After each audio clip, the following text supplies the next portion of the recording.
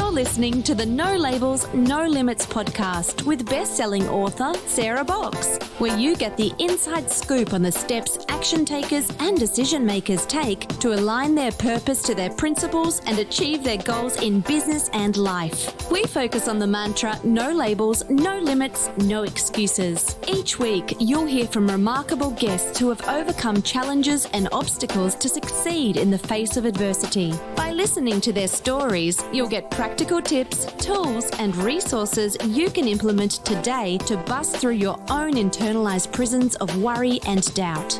And now, without further ado, please welcome your commanding coach with plenty of chutzpah and heart, Sarah Boxx. Hi there, this is Sarah, and I want to thank you so much for downloading this episode of the No Labels, No Limits podcast, a podcast all about shedding limiting labels and beliefs so we can lead a fulfilling, meaningful, and purposeful life. I believe without a doubt, we are each capable of more than we can ever imagine. That's true when we work alone, and it's even more true, I think, when we work in teams and bring the best out in each other. This week is our final session or lesson, if you will, in our 4-part series to help you get ready to right-size your 2021 strategic planning process. And today's episode is all about implementing and documenting your planning sessions. So let's review. Last week, we actually talked about how to create your data to support your meetings, how to build an effective agenda, and then how to facilitate, how to think through facilitation that's engaging and keeps people involved. This week, we're going to talk about creating the container. And when I say the container, I mean where you put your strategic plan decisions. We're going to talk about building out the container, your template, your strategic plan document, or wherever you decide that you're going to keep all of the decisions so that you can share them back and use them. And we're going to talk about approving and communicating your plan. So, we use the word container. There are different ways of documenting your strategic plan. I know organizations who use a spreadsheet. They keep their goals and objectives in a spreadsheet. They keep the task lists also connected to that. And what they do is use that as they go throughout the weeks, quarters, and years and keep it updated. Other people create a plan document that is a more standalone document that they can share with funders and staff. But the main thing is they have a plan template of some sort. For purposes of us talking, I'm going to talk about an actual plan document. We're going to talk about the template first. So one of the things you need to do when you create your container is make that decision. Where are you going to keep your plan, the decisions, your goals, your objectives, your mission, your vision, your values? Where will you keep that? So once you create your plan template or select it, you want to draft it. Once you've drafted it, you want to provide context. Now, when I'm talking about context, it's so that someone who picks up your plan would understand more about your organization, some background information. It doesn't have to be a lot, but when were you formed? What do you do? Where do you work?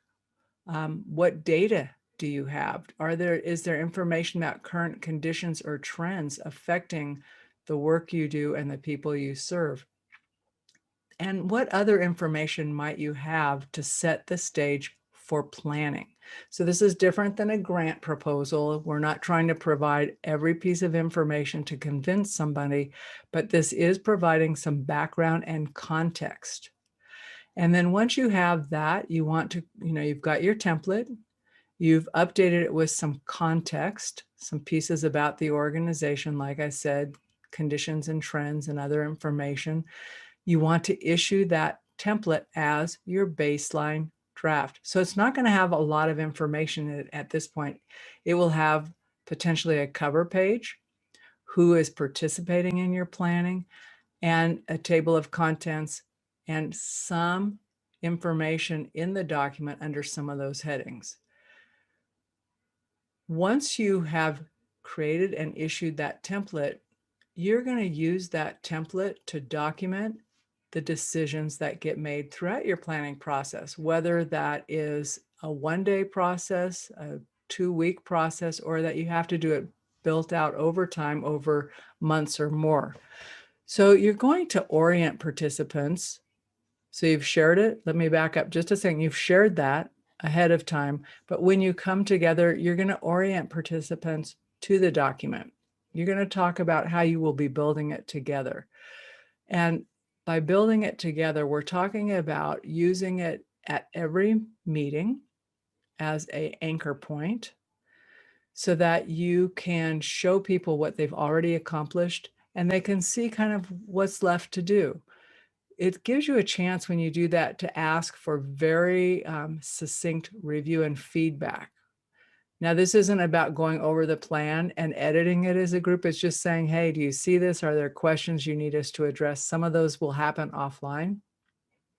But once you've issued a draft version after each planning session, you want to update it. So let's say your first meeting, you're talking about the current state of your organization, and you're trying to identify if your current mission, if you have one, remains the same.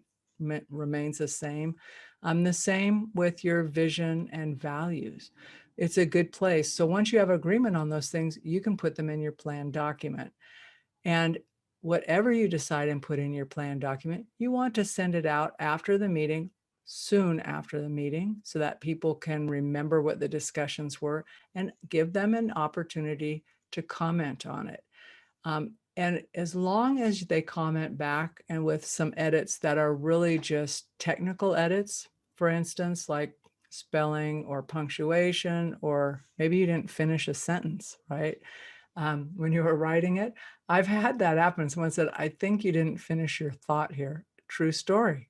I didn't finish my thought and I read it and I'm going, oh yeah, there's another part to that sentence that I must have gotten taken off track. And I proofed this document, but because the grammar and the spelling was correct, totally missed that. So if they're not substantive changes or edits, meaning it doesn't change the meaning of the content that's in there, just make the edits so that the next version is correct. Now, if you get suggestions back when you do that, what you want to be able to do is take note of other suggestions, and you want to be able to share that back and get the group to make decisions about them. Now, you may not do that in a standalone meeting as part of your planning meeting, but you may ask folks to hop online for a short call to do that. You want to think about how can you do this in the most efficient way for your organization. Sometimes you can do that through serial emails where you make the changes or you show the track changes and get people to give you feedback on that. But you want to think through that. You want to make it transparent, because what you're really trying to do is make sure that the people who participate in planning see their work reflected in the way that they agreed to as a group. So remember, as the person who's documenting, it is not an invitation to rework what they did, but it really is an invitation to clarify anything that may be confusing or misstated in the draft itself. And when you build the plan as you go, you will find that you actually get your plan documented. I've done planning with folks who wait till the end, and it's not surprising that it's hard for them to document things because too much time has elapsed since the conversation took place. So the richness of it and what was meant by conversations is lost. So once you've shared and built out the container, whether it's through 2 or 3 meetings or more, the final step in that piece of it is to get approval from the board and then to communicate the plan. So getting board approval is not a just nice to do thing. It's actually the board's responsibility to make sure the organization has a strategic direction.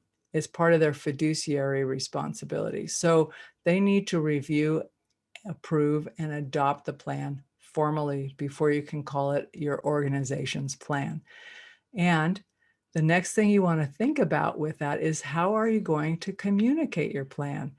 Now, My bias is to communicate it as wide and as deeply as possible throughout your entire organization. After all, you spent time planning, and the purpose of a plan is to create a blueprint that allows people to know where you're going, how you're going to get there, how you'll know that you're on track, what your success looks like, how you're going to deal with changes, all of that. And if you keep that in the hands of only a few, only the few will be able to move things forward, when what you want to be in a really effective organization is for everybody to be empowered to move forward and create success as your organization defines it. So as you share and communicate the plan organization wide, you want to tell folks how you're going to use the plan, how you're going to keep it front and center in the day-to-day work of the organization. You want to share with people how you're going to track progress and make sure that it's a living and vibrant roadmap and not just something dusty that, 2 or 3 months from now has no relevance, because situations change so quickly. And then more specifically, how often will you revise or update the plan? Is that something you're going to do monthly, quarterly, only annually, maybe every 2 years? But people want to know how often to expect that. And then how will that happen? The other thing at this part of the stage of communicating your plan is to have a conversation about how you will share the contents of your plan outside of the organization. Some folks are uncomfortable sharing their strategic plan.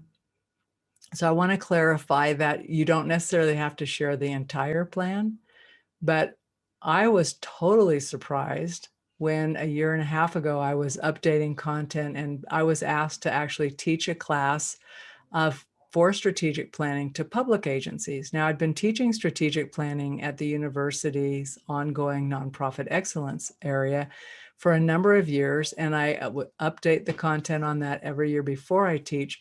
But this was a different target audience. So these were public agencies, and I had some assumptions that every person or agency in that room would have a plan. After all, they were leading communities. Some were leading counties, some were leading community or, like public agencies within a county, health and human services or transportation. They were a very diverse group.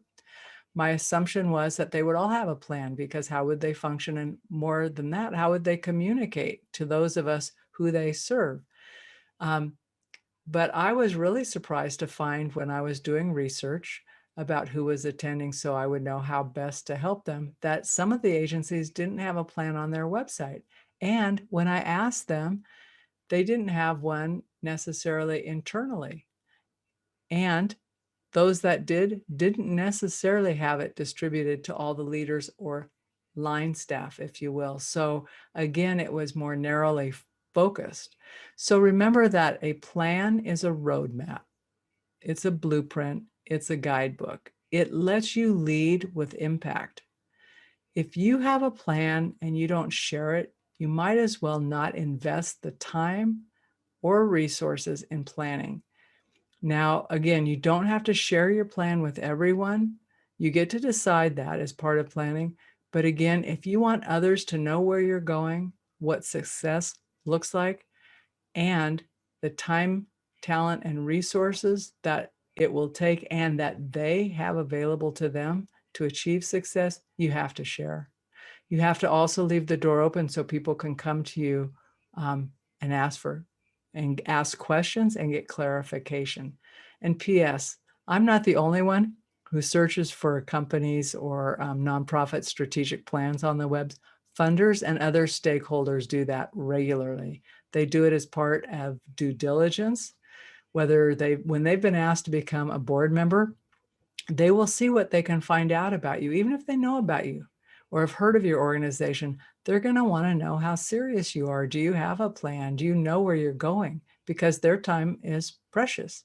Donors want to know that as well, because they're donating money to you. How do you use your money? What's your focus? Is your focus the same? And funders, grantors will look for that as well. It is a signal that you have taken the time, that your board is engaged, that your staff is engaged in achieving your mission and vision, and getting the results that you promise through your nonprofit organization. So this really is a shorter episode this week.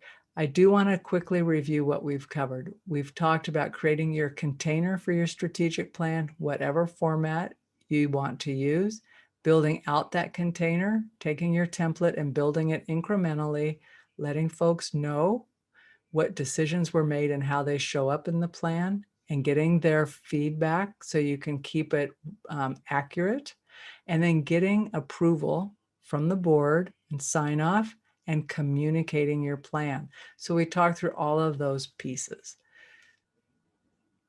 Thank you for listening to the No Labels, No Limits podcast. I want to ask you to help us to continue to share the message of consistent, intentional, and inspired action.